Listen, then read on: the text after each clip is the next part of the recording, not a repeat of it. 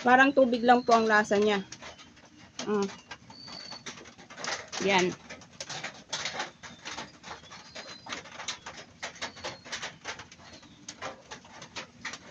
Ang sarap.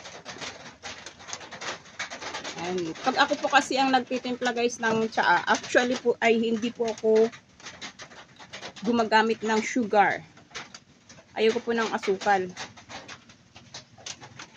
Kasi ayun na nga, di ba sabi nga nila pag maano ka sa asukal is diabetes, marami pong marami pong side effect kapag more na marami kang sugar sa katawan.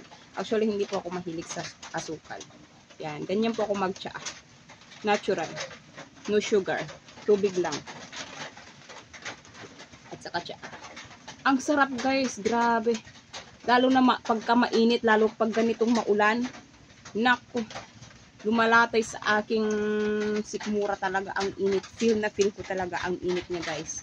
Para lang akong umiinom ng tubig na natural, pero yung ano niya, mainit na talaga. Masarap. Sarap sa pakiramdam. Kaya kayo guys, kung mayroon po kayong mga barley leaves dyan na makikita sa bakuran nyo, naku, bago nyo po bunutin yan guys na maitapon, huwag nyo pong itatapon yan. Tsaa po yan guys, pakuluin nyo po.